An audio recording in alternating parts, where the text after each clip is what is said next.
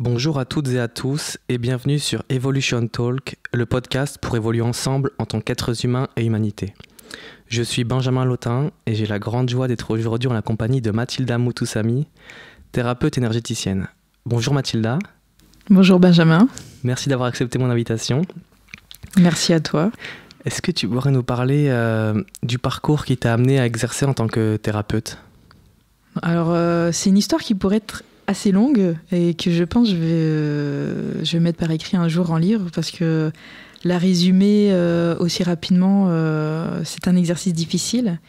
Néanmoins, ce qui m'a amené à ce métier-là, d'un point de vue concret, c'est vraiment d'avoir, moi, été malade, d'avoir été en impasse thérapeutique avec la médecine classique, qui m'a obligée d'aller chercher d'autres solutions, à me questionner sur qu'est-ce que l'être humain, qu'est-ce que la santé, comment on maintient une santé et comment on fait quand le corps médical ne sait plus quoi faire pour retrouver cette santé-là.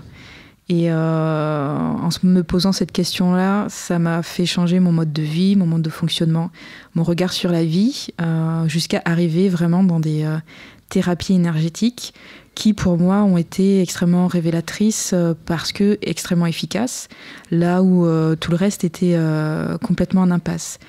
Et ça a été un appel très concret parce qu'en fait, les guérisseurs, thérapeutes énergétiques, enfin voilà, voilà, il y a des médecins aussi qui m'ont accompagné, généralistes qui travaillent en énergétique, qui m'ont guidée en me disant que voilà, j'avais cette capacité-là.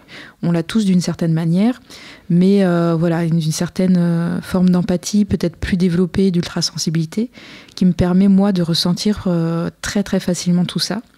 Et c'est vraiment c'est un chemin de guérison en fait qui m'a emmené vers l'énergétique, qui me paraissait très bizarre à moi parce que du coup j'étais dans des métiers très rationnels, j'étais enseignante et il a fallu que je laisse un peu mon mental de côté, que j'ai vraiment cette volonté farouche de guérir et de me dire non, ça ne sera pas une maladie chronique à vie et je vais m'en sortir. Et du coup c'était vraiment ça, c'était un chemin de guérison et quelque part, ça je pourrais en parler pendant des heures, la guérison c'est revenir à soi et c'était aussi moi accepter ça de moi, accepter cette sensibilité, accepter que je ne vois pas le monde comme tout le monde et que j'ai un regard sur la vie, des perceptions qui sont différentes et le fait de revenir à moi m'a sorti de la maladie en fait tout simplement. Quand on parle d'énergétique, on parle aussi de sens subtil. Est-ce que tu pourrais nous éclairer un petit peu sur cette notion de sens subtil et sur cette possibilité que chacun aurait de les développer ?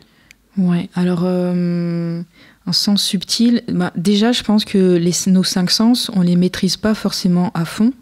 On est dans une société qui développe beaucoup la vision, mais on sont parfois beaucoup moins sensibles au goût, à l'odorat, ou ce genre de choses, ou même parfois sur du toucher, on n'a pas du tout la même sensibilité au toucher.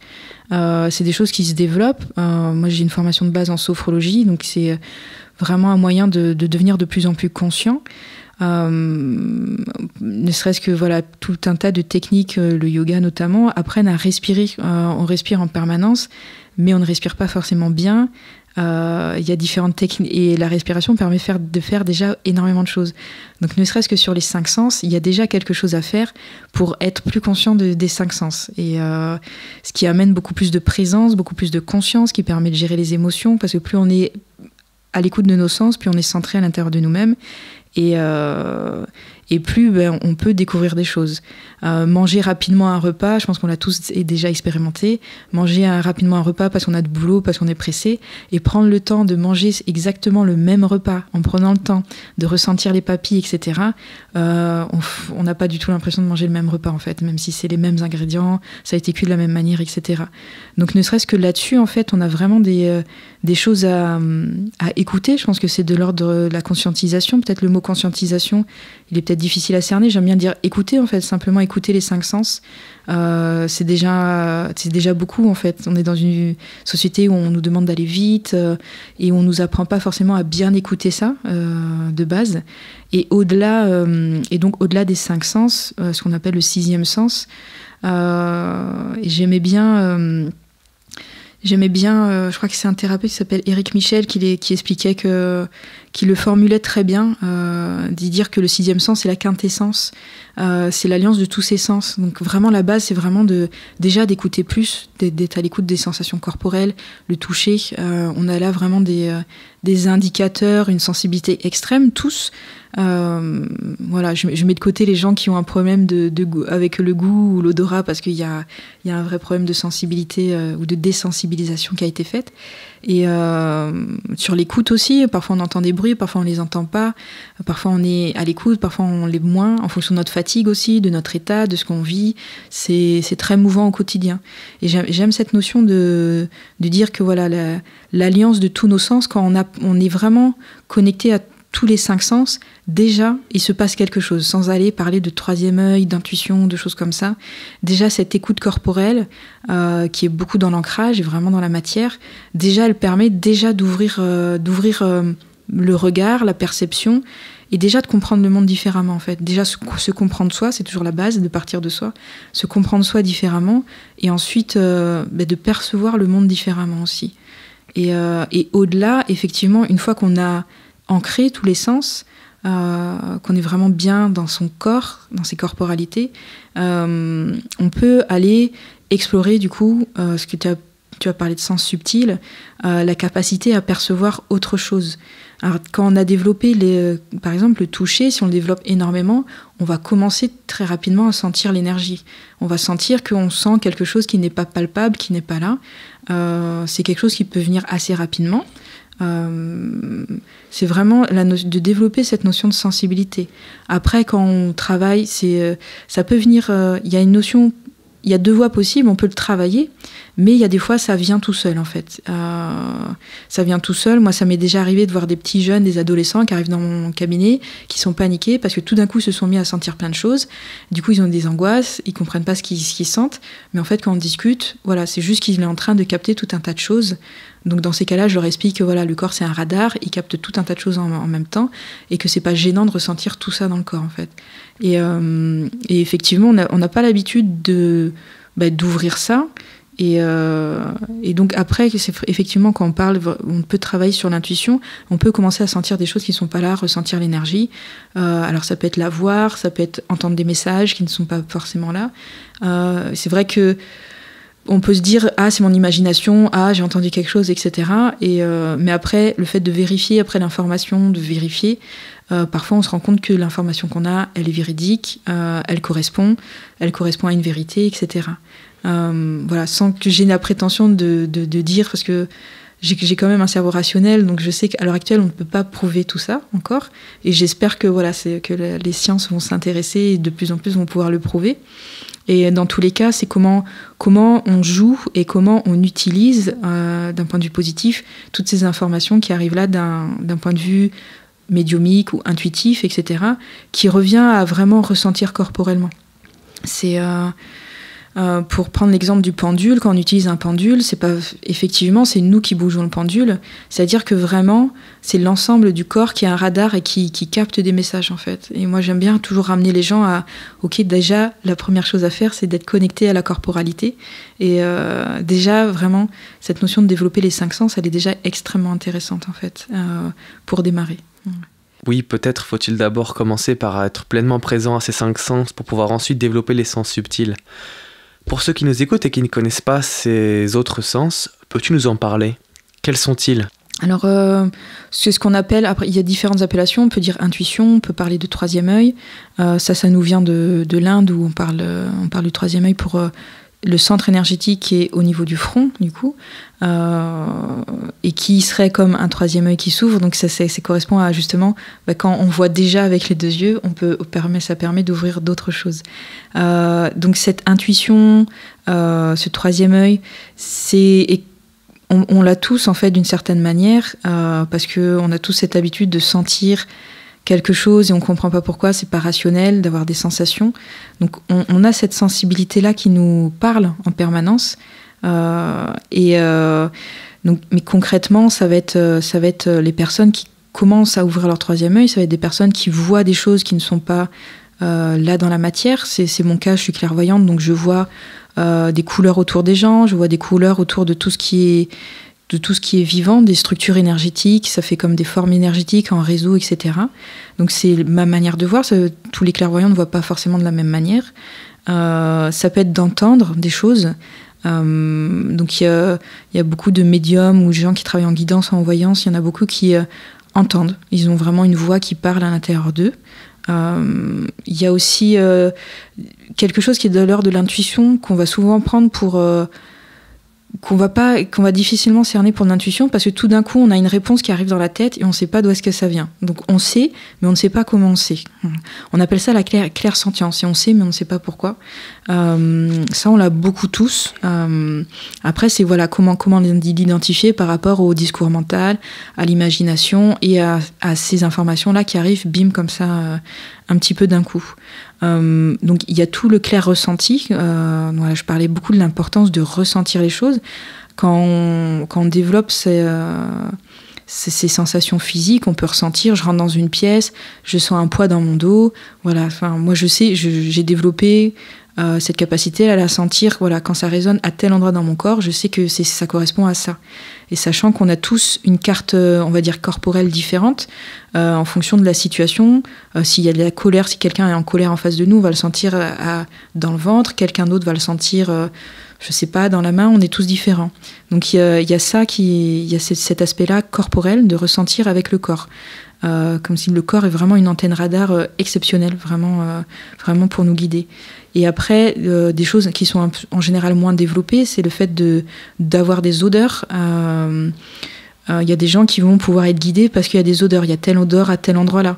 Ou tout d'un coup, je vais ressentir l'odeur de mon grand-père qui est décédé, alors qu'il n'y a rien. Voilà, où je vais ressentir une odeur de cigarette, alors qu'il n'y a pas il n'y a pas de cigarette autour de moi.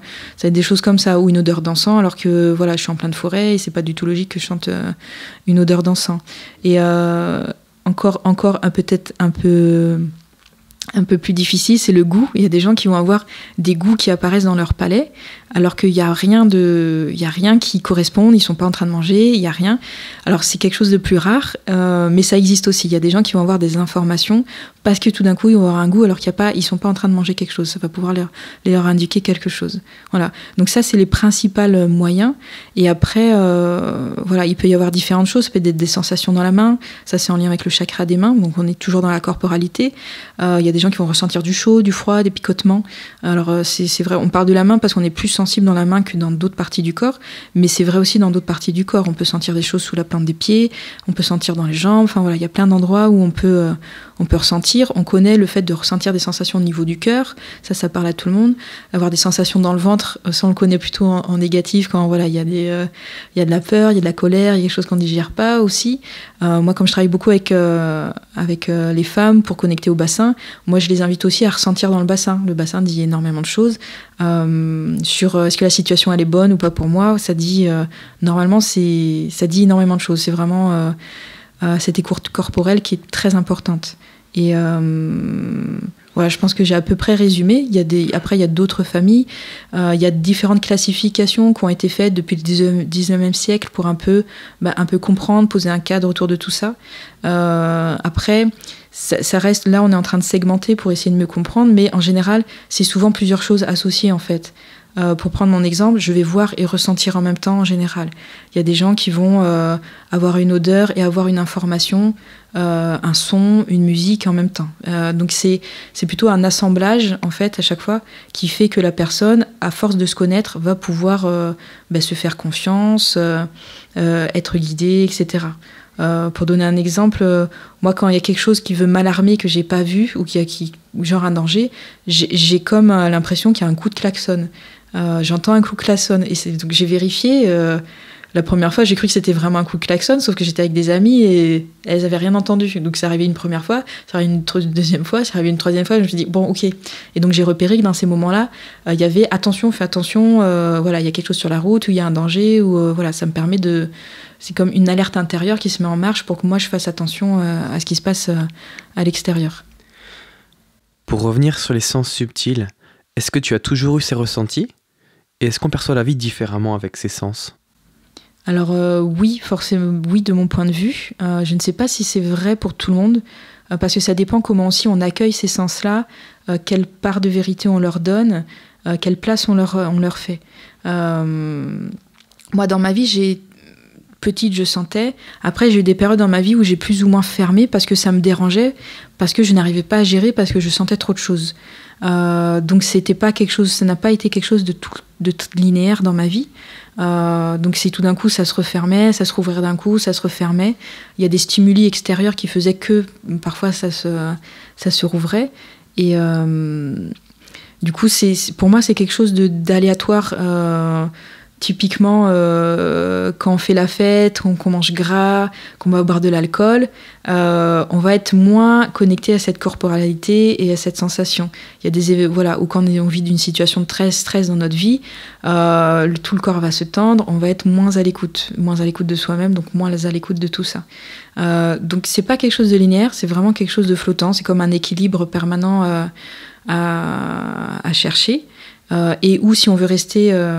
moi, en tant que thérapeute énergéticienne, ça me demande une hygiène de vie si je veux rester dans un état stable pour pouvoir continuer à travailler. Je ne peux pas me permettre d'aller dans des états où je ne suis plus bien en connexion parce que les gens, quand ils viennent me voir, ils attendent que ma clairvoyance aussi elle puisse faire effet et que moi, ça me guide bien dans mon travail aussi, surtout. Et... Donc notre hygiène de vie a un effet direct sur nos ressentis. Oui, après, c'est toujours... nos croyances aussi ont beaucoup d'effets sur nos ressentis. Si on croit que quelque chose... si on a peur d'avoir un accident, souvent, quand on a peur que quelque chose nous arrive, souvent ça nous arrive. Ça, je pense qu'on l'a tous expérimenté. C'est comme si notre croyance crée un petit peu cette réalité-là. Je sais plus, pardon. Oui, que mets-tu en place dans ton hygiène de vie pour préserver tes sens subtils ? Oui, alors je pense qu'on est différents parce qu'on n'a pas tous les mêmes systèmes, on n'a pas tous les mêmes systèmes digestifs, hormonaux, lymphatiques. Donc je pense je crois que chacun doit s'écouter vraiment. Je pense qu'il y a des personnes qui ne font pas attention, qui n'auront jamais de problème de santé. Après, moi, j'ai cette sensibilité-là qui fait que clairement, je ne peux plus manger de cuisine raffinée, cuisine industrielle, où je suis très rapidement malade, ou fast-food, ou ce genre de choses. Ça fait très longtemps que j'ai arrêté le lait, la viande rouge. C'était dans ma démarche, moi, ça a été très expérimentiel. En fait, j'ai testé, j'ai vu que ça allait mieux en faisant ci, ça. Maintenant, on a plus d'informations, c'est des informations qui sont là. Donc, je suis obligée de manger bio, je suis obligée de manger beaucoup de fruits et légumes, avec la centrifugeuse. Et je sais que si je mange quelque chose de très gras et de très lourd, je vais être moins connectée. Après, dans la nourriture, il y a quelque chose d'émotionnel aussi qui joue. Quand il y a des émotions, parfois on peut avoir tendance à manger du sucré ou beaucoup de salé en fonction de nos goûts. Et pour moi, c'est vraiment... je sais que si je fais une fête avec des amis, je peux pas reprendre le boulot le lendemain. Je sais que j'aurai pas la même efficacité sur un soin énergétique si c'est le lendemain. Je fais attention à ces choses-là. Et à contrario, je vais pouvoir utiliser ça quand moi j'ai trop d'énergie. Je peux avoir les réflexes de manger quelque chose parce que ça va m'aider à m'ancrer en fait. Quand je travaille sur peut-être plus des stages de week-end ou quand il y a vraiment beaucoup de personnes où il va y avoir un afflux d'énergie très très très fort, où je vais utiliser ça aussi.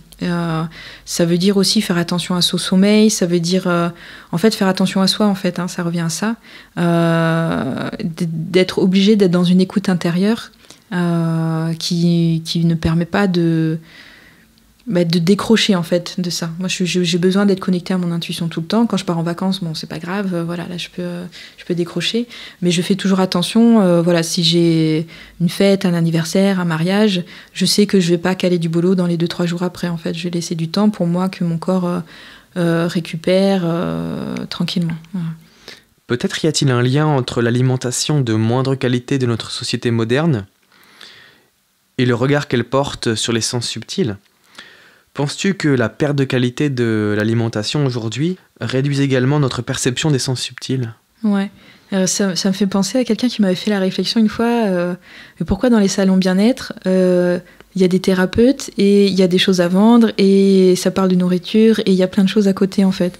Et je répondais parce que quand on commence à changer sa manière de vivre et son mode alimentaire, ça vient tout seul. Il y a forcément des prises de conscience qui viennent avec. Et effectivement, quand on allège la charge digestive, enfin ce que le système digestif a à transformer, il se passe naturellement des choses. Ça peut se passer sur du jeûne, sur des monodiètes, sur le fait de passer à des jus et des légumes, d'arrêter la viande, d'arrêter des produits laitiers en fonction de ce qui nous parle. Parce que moi, je trouve que le plaisir gustatif, il est quand même important.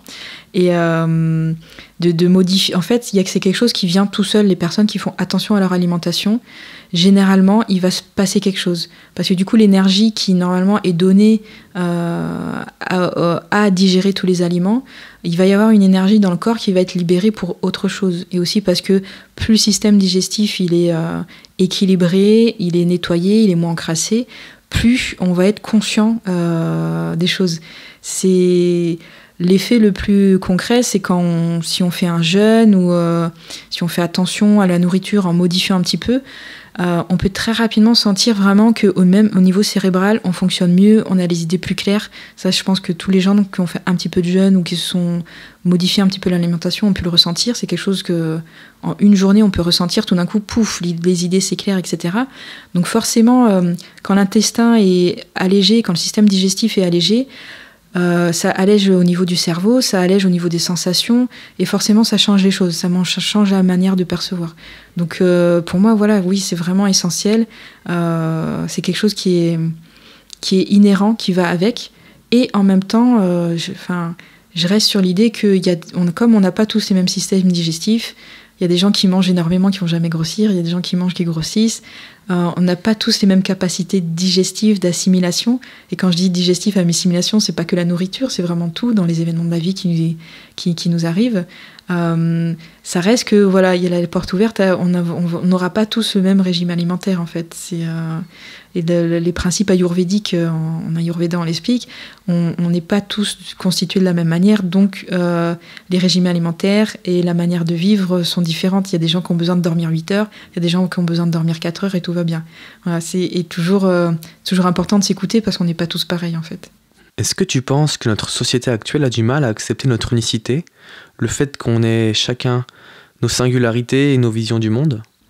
Oui, je pense que ça évolue énormément en ce moment, parce que comme le développement personnel prend beaucoup de place, je pense qu'il y a beaucoup de personnes qui prennent conscience de ça, qui développent leur empathie, qui comprennent que ce qui se passe à l'extérieur, ça renvoie surtout à soi-même, et que l'autre n'est pas l'ennemi. Et je pense que ça... En même temps que ça évolue, il y a des crispations d'un point de vue plus sociétal. Il y a des crispations identitaires sur certaines minorités. Et c'est quelque chose qui est très incompréhensible pour moi, étant métisse, ayant énormément voyagé et vécu dans d'autres pays. Pour moi, la différence, elle est enrichissement. Et c'est vrai que comment on passe d'un effet où on sent que l'autre nous agresse à « ok, non, l'autre est juste en train de m'envoyer une information ». C'est vrai qu'en énergétique, on va beaucoup avoir cette vision-là que ce qui se passe à l'extérieur, c'est pas l'autre qui est en cause, c'est pas vraiment l'autre le problème, parce que dans la plupart des situations, on peut s'extraire vraiment si la situation elle est mauvaise, négative, on peut en général s'extraire de la situation. Normalement, on a toujours le choix en tant qu'adulte responsable, en tout cas. Mais qu'est-ce que la situation vient me dire ? Qu'est-ce que ça vient toucher en moi ? Et en énergétique, on va considérer qu'on a toujours la possibilité de modifier la situation. Prenons un exemple bête. Mon voisin, je suis dans une prise de tête avec mon voisin parce qu'il veut que je coupe une branche de mon arbre qui dépasse chez lui. Bon, on n'arrive pas à trouver un terrain d'entente et un terrain d'accord, on n'arrive pas à se parler. Bon, qu'est-ce qu'on se fait ? Si la communication n'est pas possible, en énergétique, on va considérer que, voilà, je peux pas... si là, la communication n'est pas possible tout de suite, moi, je vais pouvoir travailler sur moi. Donc, on va pouvoir travailler en énergétique. Si on bouge, moi, en bougeant ma structure énergétique, je vais percevoir la situation d'une autre manière, je vais voir la situation d'une autre manière, et peut-être que je vais pouvoir communiquer d'une manière différente et trouver la manière de communiquer avec ce voisin. Et ou parfois, comme en énergétique, c'est des effets de résonance, peut-être que moi, en bougeant simplement mes énergies à moi, il va se passer quelque chose. Le voisin va tout d'un coup venir me voir et me dire « Ah, en fait, voilà, on va pouvoir faire comme ci ou comme ça. » Parce qu'il y a un effet de résonance, c'est comme deux aimants, en fait. Si moi, je bouge mon énergie à l'intérieur de moi, forcément, par résonance, l'énergie de la personne en face, elle va aussi bouger. Et aussi parce que moi, j'aurais changé mon regard sur la situation. Ça renvoie à la théorie quantique de la théorie des fentes, en fait, où on explique que le regard, faut les regarder sur YouTube, il y a des vidéos très bien qui expliquent ça. Notre regard sur la situation a la capacité à modifier vraiment dans le concret, dans le réel, la situation. Donc, en modifiant moi mes énergies, je modifie ma perception, je modifie mes croyances, etc. Et la situation parfois peut s'améliorer en fait tout naturellement en fait. C'est vrai que quand on a cette vision des choses, finalement, on peut apprendre de chaque événement de la vie, qu'il soit positif ou négatif. Finalement, c'est peut-être aussi quelque chose de mental, une étiquette qu'on met d'un événement en fait, qui est simplement un événement, et qu'est-ce qu'on peut en tirer, qu'est-ce qu'on peut apprendre de lui. Et oui, et finalement, comment est-ce qu'on peut grandir parce que la vie nous présente. Et en parlant de ça, j'imagine que, je ne sais pas comment tu le ressens, mais j'imagine que quand tu parles de ton activité à l'heure actuelle, elle ne doit pas toujours être bien comprise par tout le monde, parce que un peu tabou dans notre société moderne. Quelles sont les réactions finalement que la plupart des gens ont quand ils découvrent ce que tu fais ou quand ils ne comprennent pas peut-être pas ton activité? Ouais, alors moi je rencontre peu de personnes qui sont hermétiques en fait. Toujours dans cette notion de résonance en fait. C'était très intéressant, c'est-à-dire que moi quand je doutais de moi et quand je me disais ouais mais ce que je fais je peux pas le prouver, etc. Quand j'avais ce discours intérieur à l'intérieur de moi, j'attirais énormément. Je rencontrais beaucoup de gens qui me disaient oui mais c'est quoi ce que tu fais, des profils de pharmaciens, de médecins qui me demandaient d'expliquer concrètement et rationnellement ce que je fais. Et maintenant que je suis installée dans ma pratique et que moi je ne doute plus de ma pratique et que j'ai pas ce questionnement de me dire oui, enfin voilà, je ne peux pas l'expliquer mais c'est comme ça en fait. Et je ne peux pas l'expliquer d'un point de vue rationnel et scientifique. Et je ne croise plus ces personnes-là en fait. Donc après j'ai quand même je croise quand même des personnes et souvent c'est marrant, bon, c'est en Blablacar parce qu'en Blablacar on croise des personnes qu'on ne croise pas sinon dans notre vie. Je trouve ça intéressant, c'est enrichissant. Je croise des personnes qui parfois peuvent avoir une réaction de peur. En général, c'est que les gens ont une histoire par rapport à ça. Ça m'est arrivé que les gens ah ouais non mais ça me fait peur ce que tu me dis, parce que le fait d'imaginer qu'il y a autre chose que ce qu'on voit, du coup ça réveille une peur. Peut-être que la personne a ressenti des choses avant, peut-être qu'il y a une histoire familiale par rapport à ça, ou simplement c'est avec des gens qui vont pas forcément creuser beaucoup plus, qui vont pas poser beaucoup plus de questions. Mais en général, quand la discussion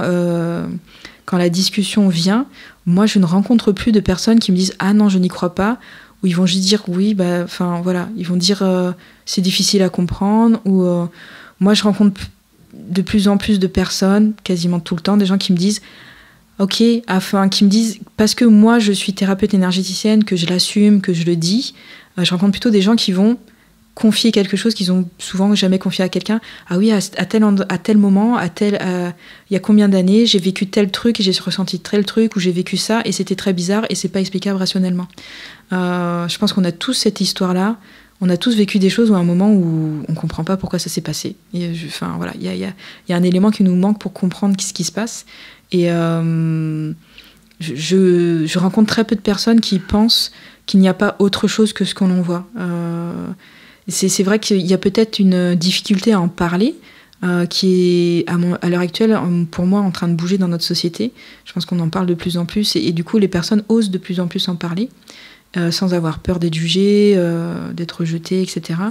Et je trouve que en fait plus on en parle, plus la parole se libère, plus on peut en parler de manière naturelle.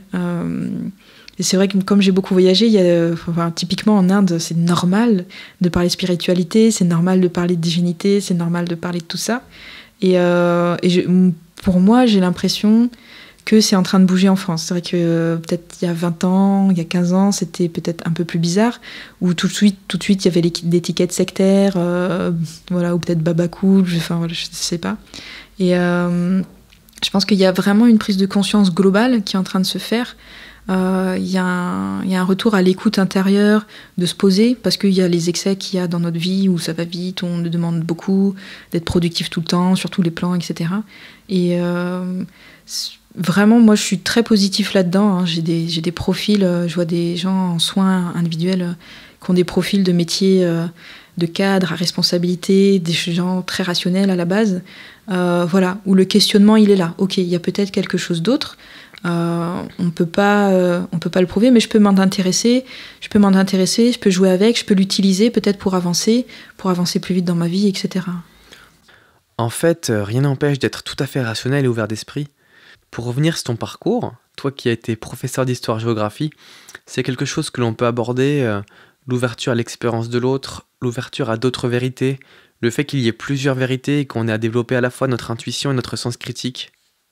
Pourrais-tu nous parler de ton expérience dans le milieu de l'éducation et de ta vision autour du terme vérité ? D'accord, alors oui, c'est un vaste sujet. Je pourrais en parler très très longtemps. Je vais essayer de faire plus court possible. Il y a plein de choses en jeu. Moi, quand j'ai enseigné, j'étais vraiment pas un enseignant classique. J'ai toujours essayé de positionner à mes élèves que ce qu'on enseigne, c'est une vérité posée. Et c'est vrai qu'en histoire, à la fac, on va toujours parler d'hypothèses ou de vérités construites à partir de ce que l'on sait à l'heure actuelle. On n'est jamais à l'abri de découvrir une tablette qui nous permette de traduire des langues qui ne sont pas encore traduites, qui permettrait d'élargir le champ énormément. Voilà, je pense à l'écriture de l'île de Pâques, je pense à l'écriture de la civilisation de l'Indus. On a encore des écritures qu'on n'a pas déchiffrées. Imaginons qu'on tombe sur l'équivalent de la pierre de Rosette, c'est-à-dire quelque chose où on a l'écriture, une écriture qu'on connaît et une écriture qu'on ne connaît pas. Ça permettrait de commencer à traduire des choses. Ça ouvrirait complètement le champ. Et peut-être que ça révolutionnerait complètement notre manière de voir les civilisations antiques, parce qu'il s'agit de civilisations plutôt anciennes. Donc en histoire, vraiment en faculté, chez les historiens, on sait qu'on est toujours... on peut à tout moment avoir un basculement de la vérité. C'est-à-dire que ce qu'on dit à l'heure actuelle, c'est ce qu'on le sait à partir des sources que l'on a. Et les sources ont été écrites, toujours, on le sait, par ceux qui ont gagné, entre guillemets, parce que souvent, l'histoire, c'est une histoire de guerre, de bataille, de domination, de contrôle, malheureusement. Et on sait que c'est toujours un biais. Et ça vient de plus en plus dans l'enseignement, en collège, en lycée, de transmettre ça. C'est-à-dire que ça, c'est une vérité, d'apprendre aux personnes à prendre de la distance par rapport aux sources, ce qui est très important dans notre vie actuelle, parce que on nous l'apprend à l'école, mais c'est aussi pour pouvoir le faire quotidiennement avec les médias, avec les informations qui nous arrivent, avec la sphère Internet où il y a plein d'informations. Et souvent, les sources ne sont pas citées, donc on ne sait pas d'où vient l'information. Et cette notion-là, de toujours avoir du recul et de pouvoir réfléchir par rapport aux informations qu'on nous donne et de ne pas croire une vérité tout de suite, de toujours passer à un filtre intérieur. Et il y a cet aspect-là. Moi, quand j'ai enseigné, il y avait aussi, bien sûr, j'ai une vision du monde très sensible. Donc moi, quand j'arrive dans une classe, je sens qu'est-ce qui se passe, je sens qu'est-ce qui se passe dans un groupe. Un groupe, ça forme toujours une entité énergétique. Qui va être en confrontation avec le professeur, comment on gère ce groupe-là. Et c'est vrai que moi, j'avais peut-être pas les billes, maintenant je le comprends mieux. Et c'est vrai que quand je suis arrivée la première fois dans une classe, j'avais pas les billes pour comprendre ça, en fait, parce que c'est pas quelque chose... si on a une vision énergétique de la classe, on la voit de manière complètement différente, un groupe dans une classe. Il y a l'énergie du bâtiment, il y a l'énergie, quelque part, il y a une énergie éducation nationale, quand on est dans l'éducation nationale, qui est là, qui relie le bâtiment à d'autres bâtiments d'un point de vue énergétique. Et il y a tout ce qui se passe dans la classe. Et quand on est sensible, on sent que Aurélie ne va pas bien parce que Kevin l'a largué, et qu'un tel a dit ça, et que Jérémy a dit ça dans le fond de la salle. Et là, il y a un papier qui est en train de circuler. Enfin, il se passe 1 milliard de choses dans une classe, vraiment. Moi, j'ai adoré travailler avec les adolescents. J'ai trouvé ça tellement plein de vie, tellement riche. Et en même temps conscientiser qu'on a un bloc énergétique qui est en train de faire face, qui est en train à la fois de faire des projections, personnel, qui est peut-être en train de vampiriser, c'est-à-dire d'attirer l'énergie. En fait, le mot vampire, il n'est pas diabolisé, hein, c'est juste qu'on se sert de l'énergie de l'autre. C'est quelque chose d'inconscient la majorité du temps. Voilà, quelqu'un qui déteste l'école, donc qui est en train de projeter une énergie négative. Il y a beaucoup de jeux comme ça qui sont dans une classe, et c'est vrai que ça, tant qu'on l'a pas conscientisé, c'est difficile, et que quand on conscientise, on sait travailler le groupe classe d'un point de vue énergétique, créer quelque chose qui est où l'énergie est fluide, où circule bien entre tout le monde, comment on intègre un enfant qui n'est pas intégré dans le groupe. Si on a une vision énergétique, on peut le faire peut-être différemment que juste mets-toi à côté d'un tel ou parle à un tel, enfin voilà, des choses qui ne fonctionnent pas d'un point de vue humain. Et du coup, moi je le vois comme des laboratoires d'expérience extrêmement riches. Je parlais d'énergétique, moi, à mes élèves dans la classe, donc je les sensibilisais un petit peu à ça, le poids des mots, de ce qui s'envoie, des regards, je les sensibilisais beaucoup. Les adolescents ont beaucoup tendance à s'envoyer des vacheries pour employer des mots dans la gueule. Ils disaient, c'est un mode de fonctionnement à l'adolescence. Et je leur expliquais, voilà, là tu es en train d'envoyer une énergie, tu es en train d'impacter la personne, voilà. Il y a des petits exercices simples, de dire, ok, tu as froissé une feuille, maintenant défroisse-la, enfin voilà, comment tu peux faire. Il y a des choses très simples à expliquer, ils étaient très intéressés. Donc bon, j'étais classée la prof un petit peu bizarre, et je leur ai fait des exercices de ressenti, enfin voilà, toucher, juste sans se toucher, en fait, juste sans la main de l'autre, en fait, qu'est-ce qui se passe. Et quand il y avait, en termes de punition, j'aimais bien, je mettrais très rarement d'heures de colle. Quand c'était quelque chose de l'ordre du conflit, j'aimais bien leur dire, là, vous allez rester après la fin de la classe, et vous allez vous regarder dans les yeux, sans parler, pendant 5 minutes. Et alors, ils détestaient ça, en général. Et j'aimais bien les confronter au fait que, voilà, regardez-vous au-delà de ce qui se joue, regardez-vous au-delà du personnage, etc. Et simplement de laisser faire l'énergie sur ce genre de choses. Et ça, c'est très intéressant. Il y a vraiment beaucoup de choses à dire. Et c'est quelque chose qui, je pense, plus les personnes sont conscientes, plus les enfants sont conscients, plus les adultes sont conscients de ce qui se passe dans un groupe. On est dans des créations de vortex, hein, quasiment dans des classes, même si on n'est pas sur du cercle, mais on est sur des U ou des choses comme ça. Quand on est sur des U, on a quasiment un vortex déjà qui se crée. Et c'est souvent plus facile quand on la conscientise de gérer la classe, de gérer tout ce qui se passe à l'intérieur. En frontal, la configuration classique d'une classe en frontale comme ça, elle est assez violente en fait pour le professeur. C'est pas du tout la plus confortable, même si on pose la notion d'autorité, de cadre, etc. C'est quelque chose de très intéressant et que je pense que j'aimerais à un moment le transmettre, que ce soit pour des profs ou d'autres personnes, c'est-à-dire quand on gère un groupe, quelles sont les interactions énergétiques qui se passent là-dedans, comment, si j'ouvre ma conscience en énergie, comment j'intègre une autre donnée dans la gestion du groupe que les autres données que j'ai déjà sur du management et tout. Et pour revenir sur l'enseignement, comme j'enseignais l'histoire-géographie, sur la vérité, voilà, moi j'ai été un peu rebelle par rapport à ça et pas forcément comment dire, en harmonie avec ce qu'on me demandait d'enseigner, que je trouvais pas forcément ou le plus juste ou le plus subjectif, etc. Bon, typiquement, je me suis retrouvée en Afrique à enseigner les bienfaits de la colonisation. Il y avait une ligne dans le programme qui parlait des bienfaits de la colonisation, et j'étais au Burkina Faso et j'avais que des élèves burkinabés ou en tout cas africains. Et voilà, c'était pas possible pour moi de leur dire voilà, la colonisation vous a emmené quelque chose de bien. En tout cas, s'il y avait, on peut parler de ce que a mis en place la colonisation, mais parler des bienfaits de la colonisation, pour moi, c'était pas possible pour un peuple qui subit encore des pressions au niveau politique, avec le franc CFA, au système politique, financier, etc., qui subit encore une pression extérieure qui impacte totalement son autonomie. Et voilà, et le fait, et je trouvais ça très intéressant, parce que pour moi, il y a vraiment des choix politiques, surtout en histoire-géographie, sur qu'est-ce qu'on porte comme vision de l'humanité, comme sens derrière.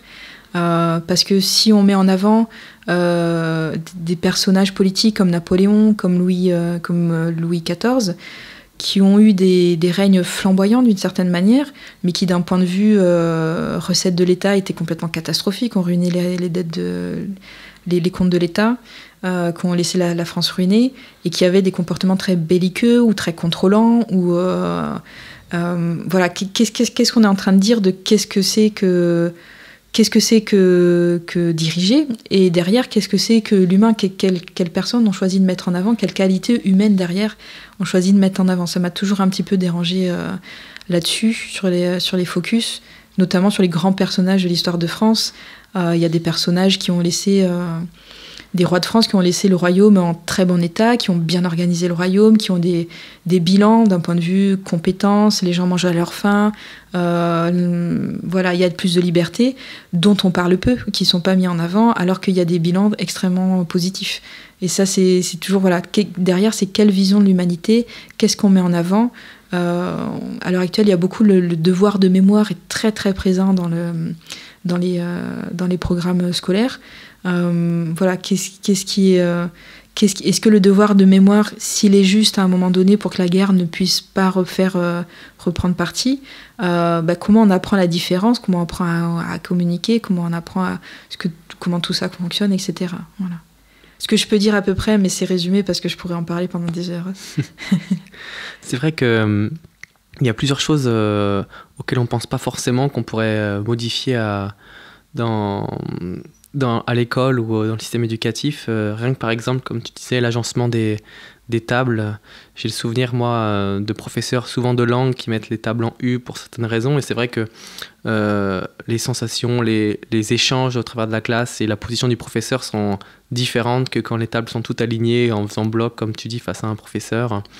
C'est vrai qu'il y a beaucoup de choses qui pourraient être modifiées à l'école et auxquelles on ne pense pas, qui seraient finalement peu coûteuses. Quelles sont les choses qui pourraient être assez faciles à mettre en place déjà et qui pourraient faire évoluer le système éducatif actuel ? Y a déjà des tentatives qui se font c'est plus facile dans les écoles primaires, ça se fait plus facilement. On peut laisser les élèves en autonomie dans les classes. Ça vient de manière plus timide dans les collèges, pardon. Mais il y a des tentatives vraiment de casser complètement le côté table, chaise, où on met en place des poufs, où on autorise les élèves à bouger, où on a conscientisé que rester assis pendant 6 heures derrière une table, à l'adolescence, là où on a le plus d'énergie, c'est pas forcément la chose la plus facile en tout cas. Certains y arrivent, mais d'autres c'est beaucoup plus compliqué. Toujours cette notion-là où chacun est différent, on n'a pas les mêmes modes de fonctionnement. Certains apprennent mieux en bougeant, du coup c'est compliqué de rester assis sur une chaise. Mais il y a des choses qui se font et il y a beaucoup, fort heureusement, d'enseignants extrêmement engagés, extrêmement conscients, qui cherchent en permanence des solutions, qui cherchent à faire différemment, qui se questionnent, qui lisent les dernières recherches en neuropsychologie, en neurosciences, qui permettent de savoir comment fonctionne le cerveau, comment on apprend, quelle est la meilleure manière d'apprendre. Donc il y a des choses qui se font qui sont très positives. C'est conscientiser, mais pour être concret, conscientiser qu'il y a de l'énergie dans une classe, qu'il y a de l'énergie qui circule du prof à élève, qu'on le veuille ou pas, qu'il y a des liens qui se créent, en fait, énergétiques, parce qu'on est là, qui peuvent être positifs, qui peuvent être négatifs, qui peuvent être très demandants. C'est déjà le conscientiser, c'est de se dire, ok, qu'est-ce que je peux faire ? Comment je peux faire ? Et justement, après, quand on a cette intuition-là, on va pouvoir savoir naturellement, en fait, quand on développe son intuition, comment je fais avec cet élève, comment je peux faire avec cet autre, comment je règle cette situation, comment je fais en sorte que cet élève qui n'a jamais ses affaires puisse avoir ses affaires, comment je fais en sorte que cet élève qui est exclu dans la classe puisse petit à petit être réintégré par le groupe classe quand c'est juste. Et conscientiser l'énergie, voir que c'est des choses différentes. En termes de gestion de l'espace au sein de la classe, c'est des choses qui peuvent se faire déjà. Après, il y a des contraintes parce que les profs sont pas toujours dans la même classe. Quand tu es professeur, que tu changes d'une classe d'une heure à l'autre, tu n'as pas de plan de faire de la modification de classe en fait. Et aussi que du coup, les élèves ne se sentent pas forcément, ont pas un lieu à eux aussi. Donc il y a des établissements où tout est en train de bouger en permanence.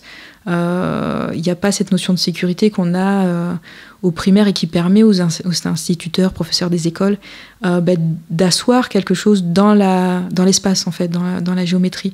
Collège-lycée, c'est peut-être un peu plus compliqué. Et il reste qu'il y a des choses à faire comme ça. Après, moi je connais des instituts qui ont des gongs, qui ont des bols des tibétains, qui ont des carillons d'aura. qui emmènent des pierres, des orgonites en classe. Déjà, de gérer l'espace, du coup, permet déjà de créer un espace où les enfants vont être plus calmes intérieurement et donc créer un espace qui est plus propice à l'apprentissage et ou à l'échange, en tout cas à l'apprentissage et au fait d'être calme dans ces espaces-là. Il y a des instituteurs qui font comme des exercices de sophrologie. Enfin, pour les petits, c'est après la récré de midi, on va prendre le temps, faire en sorte qu'ils se reposent, qu'il faut des sas de décompression. C'est vraiment... ou faire quelque chose quand il y a de l'orage, quand il y a de la neige ou des choses comme ça. Tous les gens qui vont travailler avec des enfants, ils savent que les enfants, ils sont excités avant qu'on voit qu'il y a de la neige ou il y a de l'orage. C'est comme s'ils sentent il y a quelque chose d'excitation dans l'air. Et c'est quel outil j'utilise pour faire en sorte de poser les enfants, comment je lâche l'apprentissage dans ces cas-là parce que ça sert à rien d'aller contre le courant, ou comment je m'adapte aussi à la situation dans ces moments-là. Finalement, c'est aussi valable dans nos vies, comment est-ce qu'on appréhende tout ça. Est-ce qu'on pourrait revenir sur du coup, la diversité des activités que tu proposes aujourd'hui, parce qu'elles sont multiples? Ouais. Donc du coup, j'ai un volet où j'aime bien travailler sur ce qu'on appelle le féminin sacré. Je travaille beaucoup avec les femmes. À l'heure actuelle, principalement, donc soit en séance individuelle, bien sûr, mais avec c'est l'initiation d'Isis, du coup, qui est ouverte aux hommes et aux femmes, mais qui travaille sur le féminin sacré des hommes aussi, dans ce sens-là où chaque être humain a un pôle féminin et un pôle masculin. Et donc je travaille beaucoup avec cet outil-là pour accompagner les femmes. De temps en temps, je fais un stage vraiment que pour les femmes aussi, pour travailler sur des questions féminines, parce que c'est simplement un constat que quand les femmes ne sont qu'entre femmes, il y a des paroles qui se libèrent, qui ne se libèrent pas forcément quand les hommes sont là. Certaines femmes ne s'autoriseraient pas à dire certaines choses en présence d'hommes. Et ça permet d'aller plus profondément, et au-delà aussi, quand des femmes sont ensemble, il y a une sororité, il y a une confiance, il y a une énergie de cercle qui se crée, qui est particulière. Donc de temps en temps, je fais des cercles, des stages, en général c'est sur 2 jours, où vraiment on travaille que sur des thématiques féminines, et pour libérer et faire en sorte que les femmes puissent vivre pleinement leur féminité particulière. J'aime bien dire que chaque femme a sa féminité, qu'il n'y a pas une définition concrète de la féminité. Surtout à notre époque où il y a de plus en plus de personnes qui sont en dehors des genres, qui ne sont pas dans des étiquettes fermées. Et aussi, je propose de temps en temps des cercles de femmes aussi également. Et pareil aussi dans cette notion-là où un cercle de femmes, c'est un vortex avec des énergies féminines qui se posent. Et ça permet de poser à la fois des paroles qui ne se posent pas habituellement et de créer une énergie très particulière qui va permettre aussi de libérer parfois, voire de guérir certaines situations si elles ont besoin d'être guéries, ou peut-être simplement de prendre de l'énergie pour un projet, de repenser les choses différemment, de repartir avec des nouvelles idées ou ce genre de choses. Voilà. Donc j'ai tout ce volet où je travaille sur le féminin. Donc je travaille sur le masculin aussi avec des initiations qui sont destinées, qui vont être sur une énergie masculine, mais qui sont destinées aux hommes comme aux femmes aussi. Du coup, c'est toujours ouvert pour les deux. Et ensuite, je vais travailler avec... on va dire avec les 4 éléments. Donc à travers des archétypes, j'utilise des archétypes. Donc l'eau, je vais le travailler avec l'énergie des baleines. Le feu, je vais le travailler avec l'énergie ce qu'on appelle les dragons. L'énergie de la terre, du coup, je peux faire des stages sur l'énergie de la terre en particulier. Et l'air, du coup, où je l'appelle ça, c'est stage aéronef, où on va travailler sur l'énergie de l'air en particulier. Voilà. Donc il y a les 4 éléments. Je propose aussi des formations pour former des gens qui veulent travailler vraiment dans l'énergétique, pas forcément sur du soin énergétique, mais qui veulent vraiment travailler comme thérapeute avec la conscience de l'énergétique de manière globale. Donc ça, c'est des formations qui ont lieu sur une année en entier. Et de temps en temps, avec toujours une prédominance quand même du féminin, parce que c'est ma particularité, parce que je suis une femme, etc., parce que c'est des sujets qui m'intéressent. Des rassemblements sur des festivals, des salons.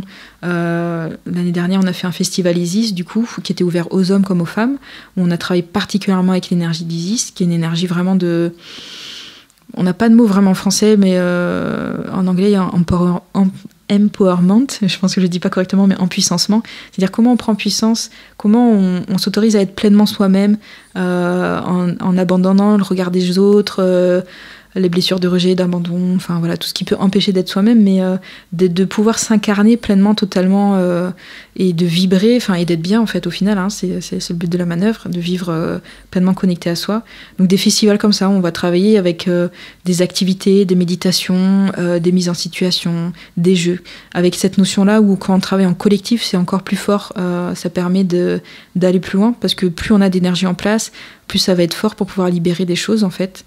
Alors, mais ça appartient, il y a des gens qui aiment être en collectif, il y a des gens qui préfèrent avancer en individuel, pardon. Voilà, donc il y a ça aussi. Je fais des accompagnements autour de l'énergie lunaire, du coup, pour savoir comment utiliser l'énergie lunaire, parce que de fait, j'explique dans le programme pourquoi ça joue sur nous, d'une certaine manière. On est constitué d'eau, ça bouge l'eau, enfin voilà, il y a plein de choses. Et comment on l'utilise pour que ça ne soit pas perturbant, mais au contraire quelque chose de positif pour pouvoir l'utiliser. Et voilà, donc j'ouvre, comme j'ai une spécialisation, quand même, j'aime bien travailler avec les énergies égyptiennes, on va dire, c'est des archétypes qui me parlent, des archétypes pas mal, donc voilà, je pense que je vais bientôt faire quelque chose sur Anubis, donc voilà, c'est travailler avec les morts. Alors c'est travailler avec les petites morts, c'est-à-dire que les gros deuils qu'on a à faire dans notre vie, les gros passages de vie, comment on traverse ça. Ou pour les personnes qui perçoivent les personnes décédées, comment on travaille avec, comment on ancre tout ça. Est-ce que tu pourrais nous parler de ta vision de la mort en tant que thérapeute et énergéticienne, justement? Je pense que ma vision de la mort, elle est plutôt personnelle. Je pense que je parle plutôt de mon expérience personnelle, parce que j'ai été dans un état déjà où j'ai été morte. C'est pas exactement une NDE, parce que dans le sens où ça m'est pas arrivé d'un coup, c'était plutôt tout doucement en fait. C'est plutôt tout d'un coup, mes fonctions vitales se sont arrêtées tout doucement. Donc plutôt comme un vieillard qui s'éteint tranquillement. Donc dans ce sens-là, parce que le NDE, on a souvent l'idée de quelque chose d'un choc très violent qui fait qu'on a failli mourir. Moi, c'était vraiment très doux en fait. C'est comme si mes fonctions vitales, tout d'un coup, elles ont diminué petit à petit, mais je me suis retrouvée vraiment entre les deux, où voilà, j'ai perçu on va dire des énergies qui accompagnent à passer de l'autre côté, à voir qu'est-ce qui se passe de l'autre côté. Du coup, ma perception, et on est beaucoup à le percevoir comme ça, mais c'est pareil, on n'a pas encore le moyen de le prouver scientifiquement, c'est que effectivement, si mon corps meurt, il y a quelque chose qui est conscient, qui part. Alors, est-ce que c'est l'âme? Est-ce que c'est autre chose? On ne sait pas exactement à l'heure actuelle. Mais il y a quelque chose qui part et qui continue à être conscient. En fait, ma conscience continuait à se balader. Et moi, j'ai vécu vraiment un élargissement de conscience en me baladant un peu à l'extérieur de moi. Je suis pas complètement passée de l'autre côté. Moi, quand ça s'est passé, j'ai eu l'impression d'avoir un pied dans cette réalité-là et un pied qui était en train de partir dans une autre. En fait, je me suis sentie entre deux mondes. Et vraiment avec un élargissement du champ de conscience de ce qui se passe, vraiment très, très, très, très vaste. Qu'est-ce que c'est la vie? Comment ça se pose? Comment l'énergie vient? Comment l'énergie s'en va quand on meurt? Comment l'énergie, elle vient quand une âme, elle vient s'incarner dans le ventre d'une femme? Quels sont les processus qui sont là en cours, qui sont vraiment d'une complexité extrême. Moi, du coup, comme je suis clairvoyante, je vois l'énergie et j'ai pas forcément tout compris de ce que j'ai vu en fait. Je voyais des formes géométriques, je vois des structures, je vois sous forme de code, etc. Je vois sous forme de flux. J'ai pas la prétention de dire que j'ai absolument tout compris là-dedans. Mais en tout cas, et parce que moi, je percevais les morts déjà avant que ça m'arrive, cette chose-là. Sur des grands-mères, sur des gens que je connais, je les voyais, ou après, un peu plus tard dans mon cheminement, je voyais des gens que je connaissais pas forcément. Et c'est vrai qu'au début, j'y ai pas donné crédit, j'y croyais pas. Je me suis dit oui, c'est moi qui projette ou c'est moi qui visualise. Et j'ai commencé à me poser d'autres questions quand j'ai eu cette expérience moi, où je suis passée de l'autre côté, je suis revenue. Et en fait, c'est juste que moi, en soins, je me suis autorisée à dire ce que me disaient les personnes décédées. Et en disant ça aux personnes vivantes, enfin cette voix que j'entendais, que j'étais absolument pas sûre que c'était un truc vrai et tout, je me suis autorisée à le dire. Et j'ai vu des gens s'effondrer en larmes, me dire oui, c'est exact. Enfin, il utilisait exactement ces mots de son vivant, ou enfin voilà, parce que du coup ça donnait réponse exactement à la question qui se posait. Voilà, du coup c'est toujours moi, je suis toujours dans l'expérientiel, je teste, je vois ok, ça fait quelque chose. Je peux pas le prouver, mais je vois que ça fait quelque chose à la personne et que ça lui permet d'avancer. Moi, ce qui m'intéresse, c'est que la personne elle puisse avancer, que sur des deuils pas faits ou sur des choses plus globales, ou des choses plus précises qui n'ont pas été réglées du vivant de la personne. Donc, moi, j'ai cette vision-là qu'on part après la mort sur un autre plan, que l'âme continue un voyage. Voilà. Après, c'est mon expérience. Voilà, je pars de mon expérience. Et quand je le travaille, moi, en tant que thérapeute, je le pose chez les gens. Voilà, ça, c'est ma croyance. Je le pose comme une croyance, du coup, comme on ne peut pas dire que ce soit une vérité à l'heure actuelle.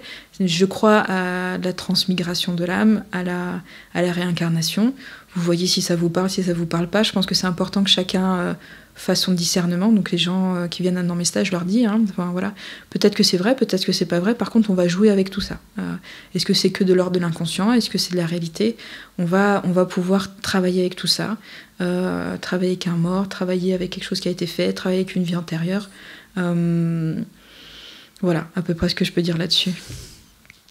C'est vrai que c'est des sujets dont on parle pas, qui sont vraiment tabous. La mort dans notre société actuelle, on vit notre vie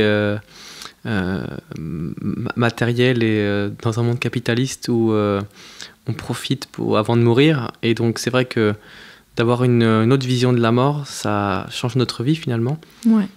Et si je peux dire, je pense que c'est vrai pour toutes les personnes qui ont frôlé la mort. Ça change complètement le regard sur la vie, qu'on est conscientisé, pas conscientisé, fait une NDE, vu des lumières ou des choses comme ça. Ça met vraiment les choses en perspective, se dire que le faire et l'avoir est beaucoup moins important que l'être. C'est vraiment l'être qui est important au final, en fait. Je pense que ça, toutes les personnes qui ont frôlé la mort, ou même les personnes qui ont perdu quelqu'un de cher, en général, ça ramène au fait que ce qui est essentiel, c'est d'être, plutôt que... Voilà, dans le système capitaliste, on dit il faut réussir, il faut avoir une position, il faut amasser des choses, mais quand on meurt, tout ça n'est pas très important. Voilà, tout ça est quelque part très futile au final, en fait. Et qu'est-ce qui est important pour toi aujourd'hui dans ta vie, du coup? Moi, ce qui est vraiment important, c'est vraiment l'humain, en fait, très fondamentalement. L'humain, les liens qu'on met en place entre nous, l'amour, les échanges, comment on fait attention les uns aux autres, comment, d'un point de vue personnel, comment moi je m'autorise à être moi-même et à vivre ce que j'ai envie de vivre, tout simplement. Et aussi, moi, ça m'importe d'un point de vue, dans mon métier, d'un point de vue thérapeute énergétique, de proposer ces petites graines-là aux gens. Et j'aime bien me voir comme... J'aime bien la métaphore de semer, en fait. Moi, j'aime des petites graines. J'ai pas la prétention de dire aux gens c'est la vérité. Je dis voilà, je vous présente ça, peut-être que ça va vous aider, peut-être que ça va pas vous aider, de faire ce chemin-là, de participer à faire en sorte que les gens conscientisent qu'on vit dans un monde qui est extrêmement vivant, qu'il y a des échanges énergétiques partout en permanence, que la nature est vivante, que tout autour de nous est vivant, que l'autre en face n'est pas l'ennemi, qu'il est juste en train de vivre des choses qui nous dépassent, que juste on est en train de pas comprendre en fait, et que l'autre il a ses raisons de fonctionner tel qu'il fonctionne, qu'elles soient justes ou qu'elles soient pas justes en fait, mais en tout cas il a ses raisons, et de faire ça en fait. Et dans mon métier j'aime beaucoup faire de plus en plus de groupes parce que j'aime mettre les gens en lien. Les initiations, je les fais que en groupe, je refuse de les faire en individuel, parce que pour moi, mettre du lien, c'est faire de la richesse, parce que du coup, on peut échanger. En échangeant, on avance plus vite, je trouve, parce que l'autre nous donne une idée auquel on n'avait pas pensé. Ça permet d'élargir le champ de conscience, et vraiment positionner que cette différence-là, elle est vraiment... elle est une richesse, elle est vraiment une richesse. Et... donc voilà, pour moi, c'est ma petite part de colibri à moi qui me tient à cœur. Et de faire en sorte... Moi, je suis très contente de voir les gens qui s'épanouissent, qui prennent leur place de thérapeute après derrière, qui œuvrent aussi d'une manière ou d'une autre. Alors, ça peut être thérapeute, j'ai des gens qui viennent qui sont dans des métiers différents, mais qui vont ouvrir à éveiller cette conscience, devenir plus conscience de soi, plus conscient de ce qui se passe autour de soi, de ne pas être dans le réactionnel, de ne pas être dans le jugement, de dire « Ok, il y a une raison pour que les choses se passent comme ça autour de soi. » Et parce que ça me tient à cœur sur la nature, sur le vivant, sur l'écologie. Enfin, quand on est vivant, si on fait attention, si on fait attention à l'énergie, on sent que quand on arrive sous un arbre, il y a de l'énergie. On sent que quand on prend une carotte bio, une carotte pas bio, il n'y a pas la même énergie en fait. Il n'y a pas la même énergie qui est dedans. En fait, et vraiment, plus on développe ça, plus on devient conscient de soi-même, de ses sens, de ce qui se passe à l'intérieur de soi, plus on peut faire attention aux vivants, et ça veut dire se respecter. Quand on se respecte et quand on s'aime, en général, quelqu'un qui s'aime et se respecte ne va pas manquer de respect et manquer d'amour pour quelque chose à l'extérieur, en fait. Parce qu'effectivement, en général, quand on pose une violence à l'extérieur de soi, c'est qu'on a déjà une violence à l'intérieur de soi, en fait. Donc les deux, comprendre que les deux sont en résonance, et quand une situation gênante, violente, qui nous met en colère, qui nous gêne, enfin voilà, tous les mots qu'on peut poser dessus en fonction de l'échelle de la chose, ça revient toujours à comment moi je le vis, comment je peux le modifier, et après au-delà en termes de collectif, voilà, comment on s'organise nous ensemble pour faire bouger des lignes, si on est ensemble, si on est d'accord sur des mêmes valeurs, même si on voit pas la vie de la même manière, même si on est différent, sur quelles valeurs on se regroupe ensemble pour que ce soit bénéfique et gagnant-gagnant pour tout le monde, en fait. Ça me fait penser à un de nos précédents échanges où tu parlais justement de fait de voir le vivant et le sacré en chaque chose, et notre reliance aux autres êtres vivants. C'est finalement une forme d'écologie où on ne peut pas faire du mal à une autre forme de vie sans que c'est une répercussion sur nous-mêmes. Et c'est vrai que c'est intéressant, puisqu'aujourd'hui, à l'heure où l'écologie est au centre des intérêts de l'humanité, et c'est tant mieux, mais il y a des approches où parfois l'écologie est très très morale, c'est-à-dire il ne faut pas faire ci, pas faire ça, et c'est vrai que cette vision-là, finalement, de bon sens que le vivant est à respecter, parce que nous sommes vivants et qu'on est tous connectés à ce qui vit, donc c'est vrai que c'est une belle vision du vivant et de la vie pour un avenir. Je crois au fait que chacun peut expérimenter, en fait, et ressentir. Le plus simple, c'est une énergie d'un arbre ou d'un lieu. Quand on est dans la nature, on peut vite le ressentir.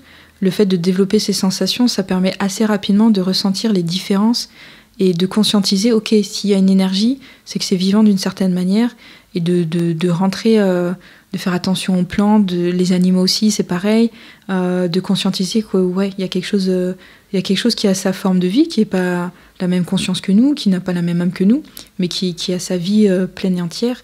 Et je pense fondamentalement qu'on peut tous ressentir ça. Et je crois au fait, pas de passer par la morale, mais que chacun puisse ressentir les choses, en fait. Et pour terminer, je vais te poser la question rituelle. Si tu avais un dernier message à transmettre à l'humanité, comme une bouteille à la mer, quel serait ce message ?